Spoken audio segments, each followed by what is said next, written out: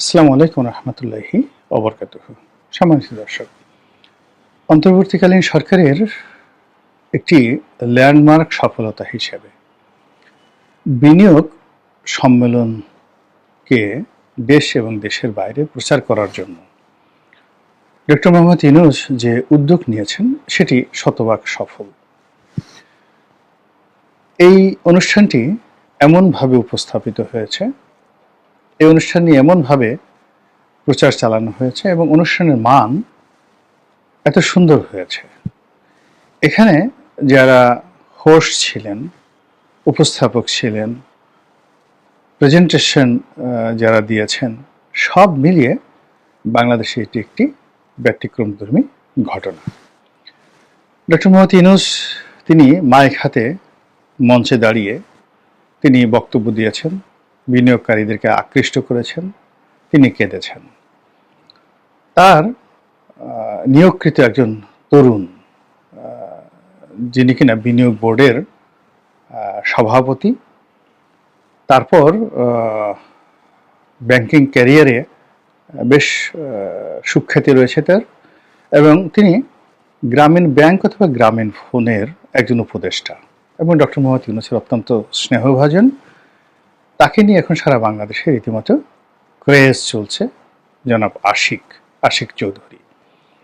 তো তার ইংরেজি বলার ধরন, তার পোশাক, তার ড্রেস কোড, তিনি ৪১,০০০ ফুট উপর থেকে প্যারাশুট নিয়ে ঝাঁপিয়ে পড়েছেন। তার সেই দুঃসাহসিক অভিযান নিয়ে এখন গল্প, কবিতা, উপন্যাস হচ্ছে, এবং তরুণদের তিনি একটি আইকনে পরিণত হয়ে গেছেন যে দেশ চালানোর জন্য আসলে আশিক চৌধুরীর মতো এরকম লোক দরকার। এরকম জয় মাকড়া, তারপরে শেষে মানে সজীব ওয়াজেদ জয়, কিংবা ধরুন তারেক রহমান সাহেব, ওনাদের মতো লোক দেওয়া হবে না, হাসিনা খালেদাকে দেওয়া হবে না। এখানে রতনে রতন চিনে, এখানে ডক্টর মোহাম্মদ ইউনূসের মতো রতন লাগবে। আর তিনি যেভাবে অন্য রতনকে তিনি আকৃষ্ট করেন, আশিক চৌধুরীর মতো লোককে তিনি আকৃষ্ট করেছেন, পছন্দ করেছেন, সিলেক্ট করেছেন, এটাকে নিয়ে একেবারে রীতিমতো সারা বাংলাদেশে এখন একটা ভাইরাল কাণ্ড ঘটে গেছে। সবাই বলার চেষ্টা করছে যে ডক্টর মোহাম্মদ ইউনূসকে সুবহানাল্লাহ, আল্লাহ তুমি তার হায়াত বৃদ্ধি করে দাও। হুজুরা বলতেছেন যে হে আল্লাহ, বাংলাদেশের যেন আর কখনো নির্বাচন না হয়, যতদিন এই ইউনূস সাহেব জীবিত থাকে, আল্লাহ আমার হায়াত তাকে দিয়ে দিলাম, তার হায়াত বৃদ্ধি হোক, তিনি এই দেশটাকে ওই পর্যায়ে নিয়ে যাক। তো এইরকম একটা ভাইব তৈরি হয়ে গেছে। এখন এই ভাইব তৈরিটা কি আমাদের জন্য কল্যাণকর না অকল্যাণকর, এটা নিয়ে কয়েকদিন যাবৎ ভাবছিলাম। এটি নিয়ে আমার কিছু বলা উচিত কি উচিত না তা নিয়েও কিন্তু আমি ভাবছিলাম। আমি বেশ কয়েক বছর আগে দুটো জিনিস পড়েছিলাম। একটা হলো জনাব রোনাল্ড রিগান, মার্কিন যুক্তরাষ্ট্রের অন্যতম শ্রেষ্ঠ প্রেসিডেন্ট। তো ডোনাল্ড ট্রাম্প এই সময়টিতে যা করলেন, অর্থাৎ হঠাৎ করে ট্যাক্স বৃদ্ধি করে দিলেন, আবার স্থগিত করলেন, এটি নিয়ে খুব অল্প সময়ের মধ্যে, মাত্র ৪৮ ঘন্টার মধ্যে তার দেশের শত নয় হাজার হাজার কোটি মার্কিন ডলার, তার আপনজন যারা তাকে ক্ষমতায় বসিয়েছে, সেই শীর্ষ ব্যবসায়ীরা, তারাই লোকসানের শিকার হয়েছে, এবং মার্কিন জায়ান্ট কোম্পানিগুলো রীতিমতো দেউলিয়াত্বের পর্যায়ে চলে গেছে। স্টক মার্কেট যাকে বলা হয় ধস নেমেছে। ফলে তিনি তার সেই সিদ্ধান্ত তিনি প্রত্যাহার করেছেন ৩ মাসের জন্য। তো এরকম একটা ঘটনা যে ঘটবে বা ঘটতে পারে, এটা রোনাল্ড রিগান সেই ৮০-র দশকে তিনি বলে গিয়েছিলেন। অর্থাৎ তার উপর এরকম একটা প্রেশার ছিল যে এইভাবে ডোনাল্ড ট্রাম্পের মতো করে কাউন্টার একটা ট্যাক্স ইম্পোজ করার জন্য। তো এটা ভীষণ রকম এতটা চাপ তৈরি হয়েছিল এবং জনমত তৈরি হয়েছিল, এবং তখন মার্কিন স্থানীয় কোম্পানিগুলো তার উপর নানাভাবে চাপ প্রয়োগ করেছিল। তখন তিনি জাতির উদ্দেশ্যে একটা ভাষণ দিয়েছিলেন। তো আমি সেই ভাষণটা শুনছিলাম, এবং সেই ভাষণে তিনি বলেছিলেন যে এরকম কাজ যদি আমি করি তাহলে পুরো আমেরিকা দেউলিয়া হয়ে যাবে, যেটা ১৯৩০ সনে আমেরিকা যেভাবে দেউলিয়া হয়ে পড়েছিল, এবং যেটিকে বলা হতো গ্রেট ডিপ্রেশন। এই কাজ করার ফলে আমি ৩ থেকে ৪ মাস খুব প্রশংসিত হব, সারা বাংলাদেশের মানে আমেরিকার মানুষ আমাকে মাথায় তুলে নাচবে, কিন্তু ১ বছর পর থেকে শুরু হবে দেউলিয়াত্ব। কিন্তু রোনাল্ড রিগানের সেই যে ভবিষ্যৎবাণী, সেটা ডোনাল্ড ট্রাম্পের ক্ষেত্রে এসে যাকে বলা হয় এটা 24 ঘন্টাও তাকে সময় দেয়নি। যেটা রোনাল্ড রিগান 1 বছর সময় মনে করেছিলেন যে 1 বছর পরে এটার ইফেক্ট হবে, কিন্তু 24 ঘন্টার মধ্যে এটার ব্যাড ইফেক্ট পুরো আমেরিকান সোসাইটিকে তোলপাড় করে ছেড়ে দিয়েছে। আবার আরেকজন লোক ছিলেন, সেটা হলো আপনারা সবাই জানেন যাকে ফিল্ড মার্শাল রোমেল। তো ফিল্ড মার্শাল রোমেলকে দায়িত্ব দেওয়া হয়েছিল লিবিয়াতে ইটালির সঙ্গে গিয়ে যুদ্ধ করার জন্য মিত্রশক্তির বিরুদ্ধে। তো তিনি একজন সাধারণ মানের একজন জেনারেল ছিলেন, একেবারে সাধারণ মানের একজন জেনারেল ছিলেন। এবং তিনি সেখানে কি করতেন বা না করতেন তখন এত প্রযুক্তি ছিল না, এটা জার্মানি, বার্লিন বা ইটালিতে এই লোকজন বেশি একটা জানতো না।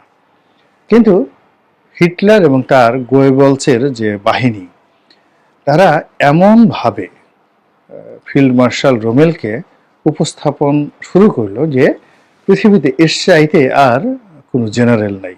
তিনি জুলিয়াস সিজার, তিনি নেপোলিয়ন বোনাপার্ট, তিনি আলেকজান্ডার দ্য গ্রেট, সবগুলো শক্তি একত্র করলে ফিল্ড মার্শাল রোমেলের মতো হবে না। তিনি পুরো মধ্যপ্রাচ্য হিটলারের জন্য জয় করে ফেলেছেন, অথচ রোমেল এসব কিছুই জানতেন না।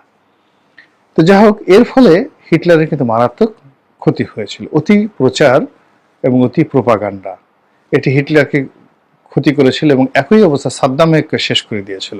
সাদ্দামের রিপাবলিকান আর্মি বা রিপাবলিকান গার্ড, তার পরমাণু শক্তি, তারপরে শেষে আরও অনেক কিছু নিয়ে তিনি যে অতি প্রচারণা করতেন, তার ফলে কিন্তু তার সর্বনাশ ডেকে নিয়ে এসেছিল।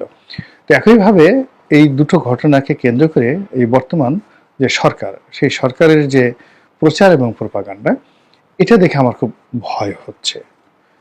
পুরো প্রচার এবং প্রোপাগান্ডা আমরা ফেয়ার অ্যান্ড লাভলি মাখলে গায়ের রং ফর্সা হয়, এই ধরনের প্রচারণা যেভাবে মাল্টিন্যাশনাল কোম্পানিগুলো অর্থাৎ লিভার ব্রাদার্স করেছে, কিংবা ধরুন চান্দা ব্যাটারি, আমরা ছোটকালে চান্দা ব্যাটারি, টর্চ লাইটের চান্দা ব্যাটারি, তো চান্দা ব্যাটারি চলতে অত বেশি বিজ্ঞাপন দরকার ছিল না, কোয়ালিটি ছিল। কিন্তু অলিম্পিক ব্যাটারি, ব্যাটারির রাজা অলিম্পিক, সেই অলিম্পিক ব্যাটারিকে নিয়ে যে বিজ্ঞাপন করা হয়েছিল, তার প্রেক্ষিতে রাতারাতি এটা 1 নম্বরে চলে গিয়েছিল। অলিম্পিক ব্যাটারি, চান্দা ব্যাটারি শেষ।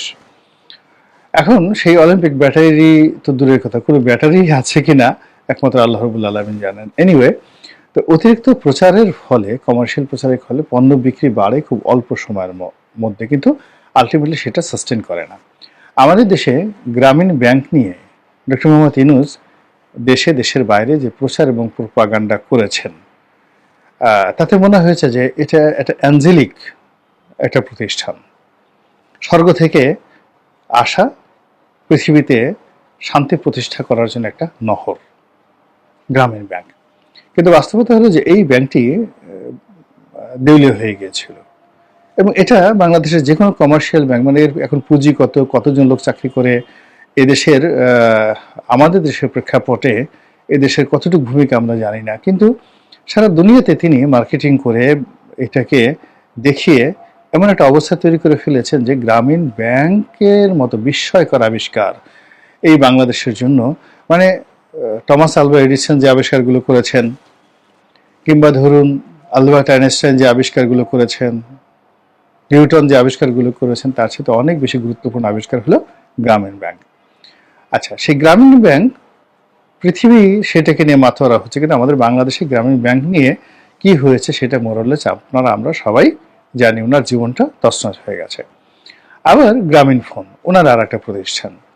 এই গ্রামীণ ফোনকে নিয়ে তিনি যে প্রচার করেছেন, প্রোপাগান্ডা করেছেন, কিন্তু এখন দেখা গেল যে গ্রামীণ ফোন সত্যিকার অর্থে সরকার তাদের কাছে যে টাকা পায়, এবং তারা যেভাবে বিটিআরসি থেকে শুরু করে সরকারকে যেভাবে অনেকটা বলতে গেলে জিম্মি করে ফেলছেন, এখানে ব্যবসাতে মনোপলি করে ফেলেছেন, এই মনোপলিটা যদি নিয়ন্ত্রণ করা হয়, গ্রামীণ ফোন কিন্তু দেউলিয়া হয়ে পড়বে।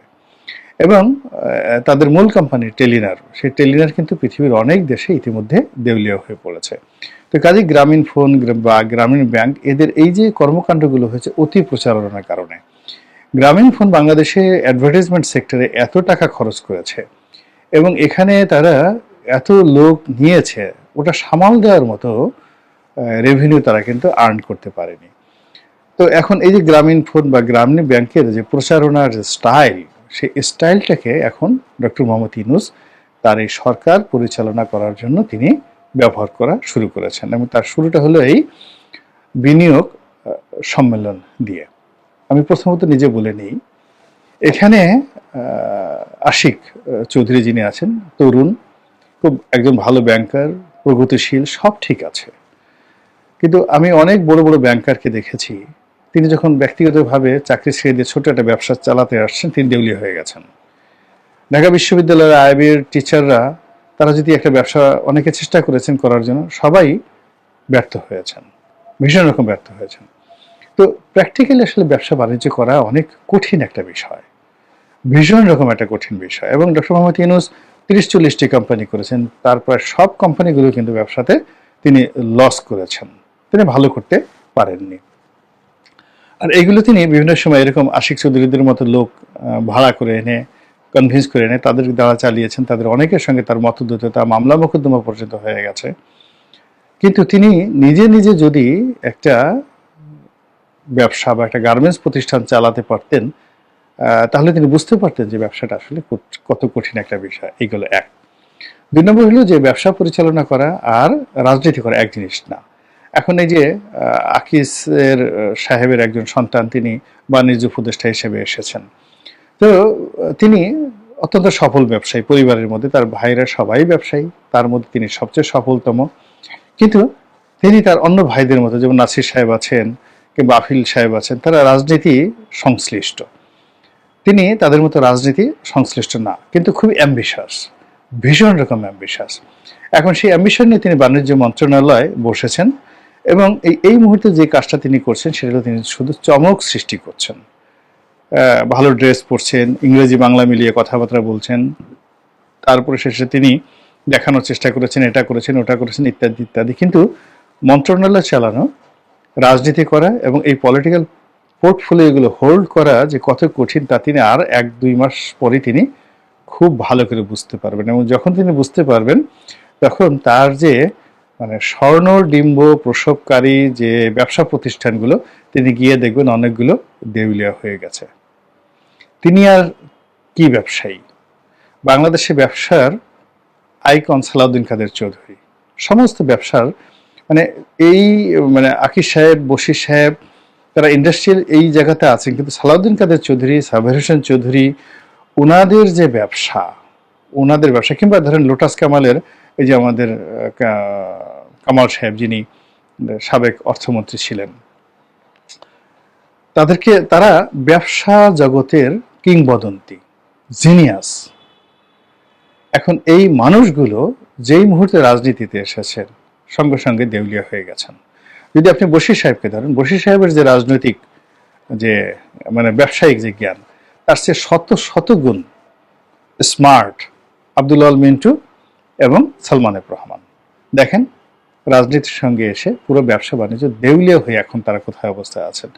রাজনীতি এমন একটা বিষয়, এটা করলে আর কোনো কিছু করা যায় না, কোনো কিছু করা যায় না, সবগুলো। আর এখান থেকে যখন আপনি রিটার্ন করবেন, তখন আর ব্যবসা বলেন, পরিবার বলেন, ঘর বলেন, সংসার বলেন, এমনকি কোনো যদি পীরের খানকা শরীফ থাকে, সেইগুলো শেষ হয়ে যায়। দেখেন আটরশি পীরের যে মোস্তফা ফয়সাল গিয়ে দেখেন তার পীরগিরি নিয়ে এখন টানাটানি লেগে গেছে তার ভাইদের মধ্যে। তারপরে আপনি চিন্তা করেন, এই যে ফুলতলির পীর সাহেব, খুব সম্মানিত সিলেটে, অত্যন্ত সম্মানিত, তিনি হঠাৎ করে এই রাজনীতিতে এলেন, এবার এমপি হলেন, এখন পালাই আছেন, হয়তোবা তার পীরগিরি শেষ। আমাদের এই চরমোনাই পীর সাহেব, কত যাকে বলা হয় সম্মানিত ব্যক্তি তাদের এলাকাতে, রাজনীতিতে ঢুকলেন, তার ছোট ভাই মেয়র পদে দাঁড়ালেন, লোকজন ঘুষে পীর সাহেবের ঠোঁট ফাটাই দিল, রক্ত ঝরঝর করে বললেন, তিনি অভিশাপ দিলেন। এরপরে ওই যে মাইজ ভান্ডারী, এমনি তারা গিয়ে দেখেন মাইজ ভান্ডারীর যারা লোকজন আছে, তারা তাদের পীরদেরকে কত ভালোবাসে। এখন এই যে নজিবুল ইসলাম না নজিবুল হক মাইজ ভান্ডারী, তারপরে তার আর এক আত্মীয় এবার বোধহয় ইলেকশন করেছিল, তাদের জান নিয়ে টানাটানি, রোজ রোজ মানে খবর বের হয়, আজ ওখানে ধরছে, ওখানে মরছে, ইত্যাদি ইত্যাদি। মানে পীরগিরিও শেষ, কেরামতি শেষ, সমস্ত কিছু শেষ। তো সেই জায়গাটাতে এখন একটা ভাইব তৈরি করা হচ্ছে বা যে প্রচার করা হচ্ছে, যা কিছু করা হচ্ছে, এরা যখন হুঁশে ফিরবেন, অবস্থায় ফিরবেন, তখন যাকে বলা হয় তারা বুঝতে পারবেন যে দুনিয়া কত কঠিন। বশির সাহেব বয়সে আমার চেয়ে একটু ছোট হবেন। একবার বা দুইবার ওনার সঙ্গে আমার দেখা সাক্ষাৎ হয়েছে, ব্যক্তিগতভাবে আমাদের মধ্যে খুব ভালো সম্পর্ক। তো তিনি তার পৈতৃক সম্পত্তি নিয়ে ব্যবসা বাণিজ্য করছেন, সবকিছু করছেন, কিন্তু তিনি আমি যদি বলি 1992-93 সনে তিনি তার জয়েন্ট ফ্যামিলির ব্যবসা বাণিজ্য করছেন, কিন্তু 92-93 সনে আমার যে ব্যবসার অবস্থা ছিল, রাজনীতির কবলে পড়ে আমার যে কি অবস্থা হয়েছে, এটা উনি যদি স্মরণ করেন, একটা সময় উনি বলবেন যে রনি ভাই তাকে কতটা উপকার করেছেন আর কি।